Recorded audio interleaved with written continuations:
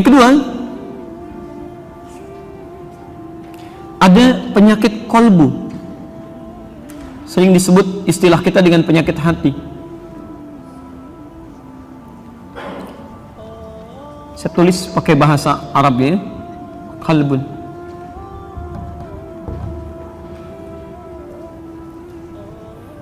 Saya tidak perlu artikan kembali karena dulu di awal pertemuan kita pernah bahas ya. Silakan Anda rujuk kembali rekamannya. Qalbu, jamaknya disebut dengan qulubun. Penyakit qalbu, jamaknya disebut dengan qulub.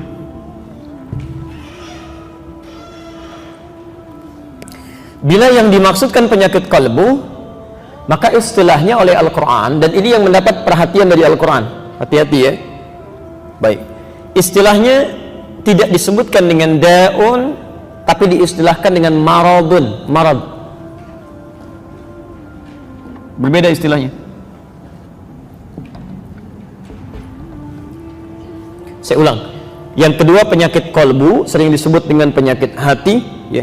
Iri hati, sombong, ria, kan? Merasa paling hebat dalam kehidupan, itu penyakit hati itu ya. Ini diistilahkan oleh Quran dengan kata marad. Menyerangnya bukan kepada fisik, tapi pada sumber roh kita, sumber jiwa, ke nafas nyerangnya, masuknya ke sini, ke qalbu, jamaknya qulub. Tidak sedikit manusia yang sehat fisiknya tapi memiliki penyakit yang kedua ini yang paling berbahaya. Maka disebutkan dalam Quran, misalnya surah kedua Al-Baqarah ayat 10, posisi paling kanan di pertengahan sedikit agak ke bawah. Fi qulubihim, qulub, maradun. Jelas ya? Fazadahumullahu marada. Ada orang-orang yang memang di hatinya punya penyakit, bahkan nanti punya nama sendiri ini. Orang kena penyakit fisik itu nggak punya nama khusus di Quran. Tapi orang yang kena penyakit hati namanya spesifik. Ada nama khusus, munafik gitu kan? Baik. Pelan-pelan ya. Ini obatnya disebut dengan syifa. Disebut dengan syifa. Syifa'un. Quran surah ke-17 ayat 82. Saya belum tuliskan tadi. Quran surah ke-17 Al-Isra ayat 82. Posisi paling kiri di pertengahan, agak sedikit ke bawah. Wa nunazzilu minal Qur'ani ma huwa syifaa'un wa rahmatun lil mu'minin. Wa nunazzilu minal Qur'an, dan kami turunkan ayat-ayat dalam Al-Quran. Saya ulang, kami turunkan ayat-ayat dalam Al-Quran ma huwa syifaa'un, yang isinya bisa jadi obat. Awas, hati-hati ya. Bisa jadi obat, petunjuk untuk mengobati penyakit hati, penyakit kalbu. Jadi kalau ada di antara kita misal, atau kerabat kita, tetangga ya, misal yang teridentifikasi terkena penyakit kalbu, iri hati, sombong, itu nggak usah pergi ke dokter, nggak akan ketemu obatnya pak. Nggak percaya silahkan cek. Dok, ini tensi saya tinggi nih, kenapa? Nggak tahu, tiba-tiba saya marah sama orang itu. Memang kenapa perasaan bapak? Saya iri lihat keadaan dia. Nggak ada obatnya, silahkan cek aja, nggak akan ketemu tuh ya. Nggak ada, kata Quran cuma satu.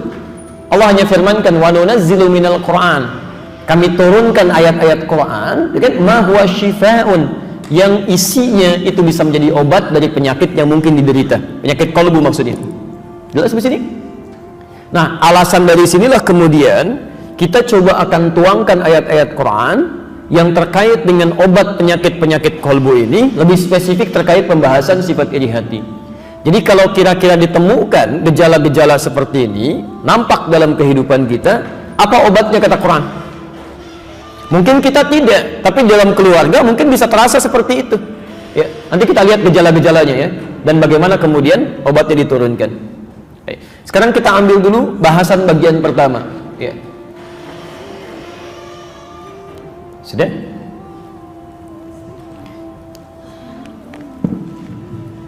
Biasanya kalau dokter fisik ingin menjelaskan tentang obat, itu diawali dengan bahaya penyakitnya. Hati-hati, ini ada bahaya virus ini. Ya, virus ini bisa menginfeksi ini, hasilnya akan begini.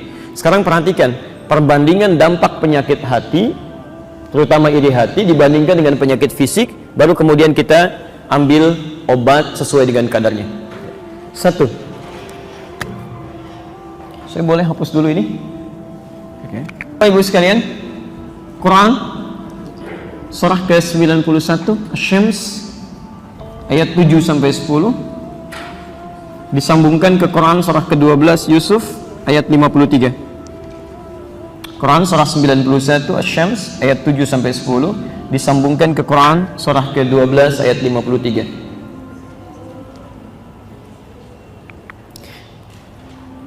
Perhatikan betul ya, ini bahaya penyakit kolbu ini. Pertama,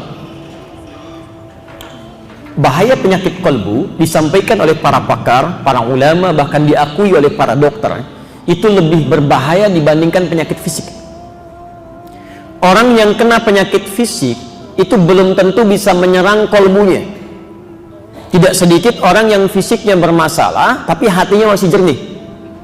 Maaf ya, pernah menemukan orang yang sakit kaki sampai lumpuh tapi masih baik prasangkanya. Pernah ada begitu? Ya. Masya Allah, Agim tuh punya adik dulu kan, adiknya lumpuh ya, kena penyakit luar biasa, tapi prasangkanya pada Allah baik selalu gitu ya, ibadahnya rajin, prasangkanya baik. Saat yang lain mengumpulkan uang, malah beliau bermakan uangnya, macam-macam. Tidak selalu penyakit fisik itu akan berdampak pada keadaan hatinya. Saya di Bekasi pernah ditanya beberapa pekan yang lalu ya, seorang nenek bertanya, Pak, diwakilkan pada seorang bapak ya, Ustadz, saya ini lumpuh katanya ya, lumpuh, sholat saya sambil duduk, bagaimana keadaan sholat saya, diterima nggak? Saya sampaikan, Masya Allah Bu, ibu lumpuh masih mau sholat. Tidak sedikit orang yang jalan di sana dia nggak mau sholat. Ada orang kakinya divonis lumpuh secara medis masih mau sholat, Pak ya. Orang yang bisa lari-lari, Masya Allah, sebelum adzan subuh udah olahraga lari, tapi sholat ditinggalkan ya. Tidak sedikit yang didapati demikian. Jadi penyakit fisik itu belum tentu bisa berdampak buruk pada keadaan kolbunya, tapi sebaliknya, orang yang terkena penyakit kolbu itu sudah pasti akan berpengaruh pada fisiknya.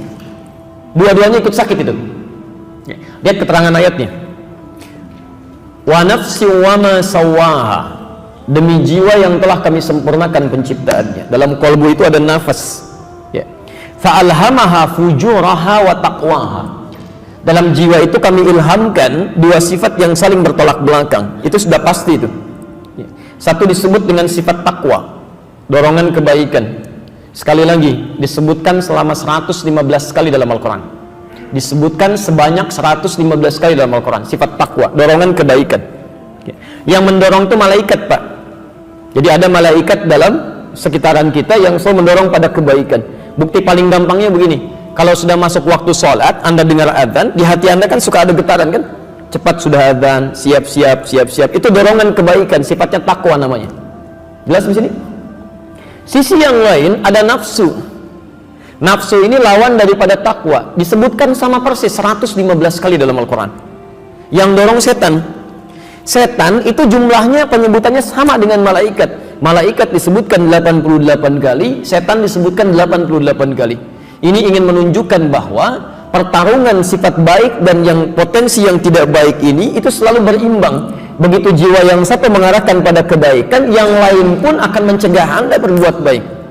Anda dengar azan, Allahu Akbar, hati kecil Anda mengatakan cepat siap, sudah azan. Begitu selesai azan, tiba-tiba sisi yang lain berkata, tenang aja, baru azan, di sini komatnya masih lama, imamnya belum datang gitu. Ya, tawarannya semakin banyak, bisa-bisa Anda gagal menunaikan ibadah. Sisi lain tuh. Nah, nafsu ini potensi yang kurang baik tadi. Bila sudah menjalar, awas jadi penyakit, muncul penyakit-penyakit kurang baik. Misal, maaf ya, iri hati misalnya, sumbernya di nafsu tadi, nafsu. Kalau dia sudah menjalar masuk dalam jiwa seseorang, terpengaruh di bawah setan misalnya, masuk ke darahnya, mengalir ke tangannya misalnya, mengalir ke matanya, itu alirannya disebut dengan fujur. Fujur. Makanya di sini takwa dipasangkan langsung dengan fujur, ingin menandakan bahwa kalau penyakit kolbu sudah masuk ke dalam nafasnya, itu cepat menjalarnya. Hati-hati, di dosis ringan aja Pak, itu dampaknya berat sekali penyakit kolbu itu. Beda kalau Anda gejala pilek baru cuma bersin sekali dua kali, itu sudah bisa ambil Anda air, ya, Anda istinsyak sedikit, hirup, keluarkan, mungkin bisa sembuh. Penyakit kolbu tidak. Anda main-main, ambil sedikit saja, dimasukkan dalam kolbu, terbawa darah, itu rembetannya cepat sekali. Yang paling berbahaya, awas, jika aliran itu tidak dihentikan, maka dampaknya kepada fisik akan ikut-ikutan berbuat buruk. Tadinya cuma pikirannya. Iri itu kan asalnya, maaf, perasaan tidak senang dengan nikmat yang melekat pada orang lain. Ketika perasaan itu tidak dihilangkan, terus didiamkan di dalam diri, itu akan merambat kemana-mana. Ya. Lihat irinya pada mobil orang. Yang paling aneh begitu lihat orangnya, jadi dipalingkan, gak mau nyapa gitu. Ya, tiba-tiba gak mau salaman, tiba-tiba gak mau ketemuan, padahal tetangga sampingan. Begitu dia mau ke masjid, Anda keluar jadi balik lagi ke rumah, Pak. Tungguin sampai dia jalan baru saya keluar. Kan jadi aneh tuh. Ngerambat ke kaki, kaki gak mau ngelangkah. Bahkan gak ketemu dia pun bisa nulis sesuatu yang salah tuh. Di FB-nya tiba-tiba muncul, gak nyangka dia bisa begitu. Nyangka tuh. Begitu Anda mengatakan tidak nyangka, itu sedang nyangka. Ya, di tulisan sudah salah, pikiran sudah keliru. Jadi penyakit dalam kolbu itu kalau tidak segera diatasi, dampaknya ke sekujur tubuh itu pasti fatal. Ini yang dimaksudkan di Quran surah ke-12 ayat 53, posisi paling kiri sebelah atas di mushaf. Ya. Wa ma ubarri'u nafsi. Kita memang tidak bisa menyucikan jiwa kita. Nggak ada orang suci. Manusia itu pasti punya potensi salah. Ada potensinya. Ya. Tapi ingat, kesalahan itu diciptakan oleh Allah, bukan ingin menjadikan kita orang salah, tapi supaya kebaikan-kebaikan kita itu muncul. Sebab kalau yang salah tidak diciptakan, tidak ada ukuran bagi yang baik. Halo? Ibu tahu jujur? Baik, lawannya apa, Pak? Bohong. Bohong itu diciptakan bukan ingin menjadikan orang pembohong, bukan, tapi supaya jujur itu nampak. Sebab kalau tidak ada bohong, bagaimana diketahui jujur? Kalau tidak diciptakan sombong, bagaimana dikenali tawadhu? Nggak ada.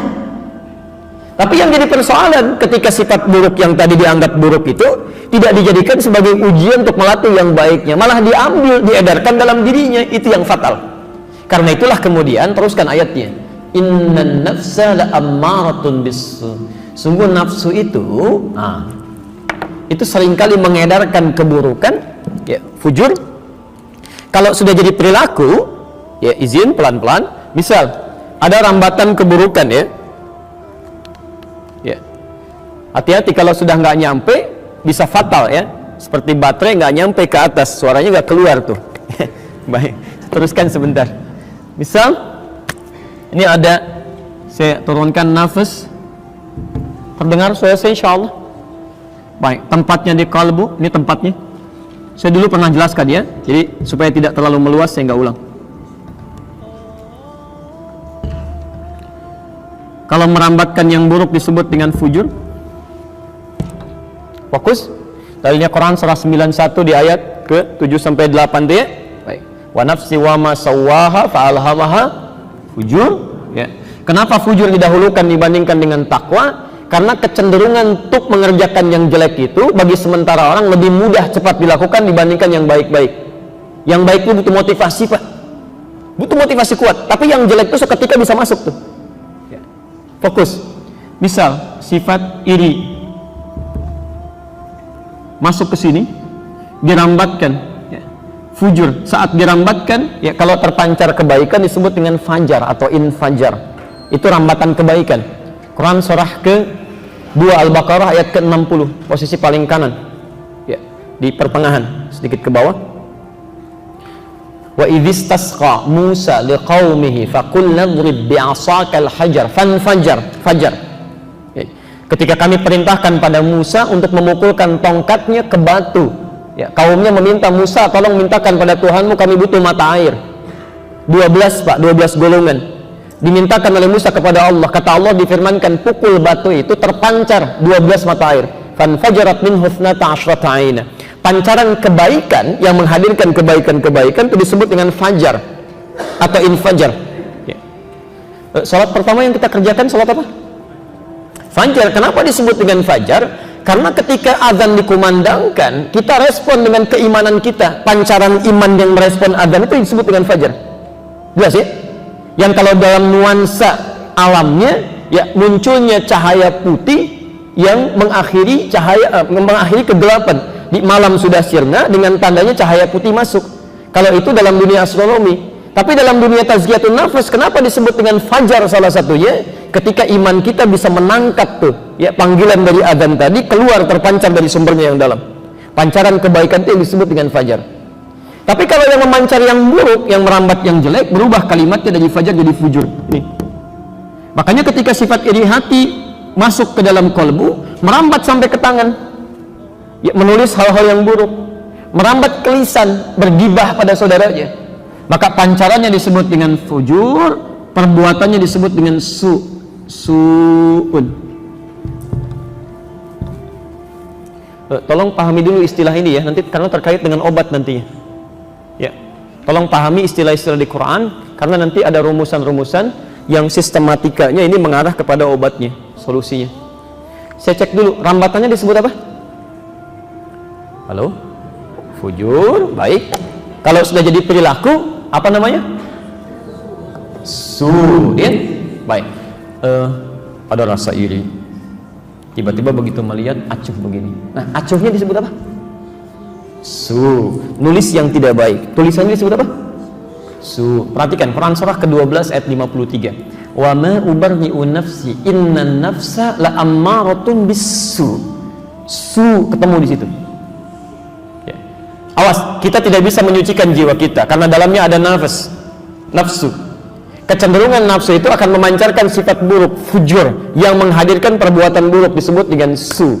Jadi kalau penyakit kolbu itu masuk ke dalam jiwa seseorang, yang bermasalah bukan kolbunya saja, tapi semua unsur dalam dirinya itu akan ikutan bermasalah. Jelas di sini? Dan di sini kita tarik kesimpulan, pertama, dampak penyakit kolbu itu lebih berbahaya dibandingkan dengan penyakit fisik. Karena saat dia menyerang kepada kolbu, otomatis semua elemen tubuhnya kalau tidak diobati itu akan ikut bermasalah, ikut sakit. Satu.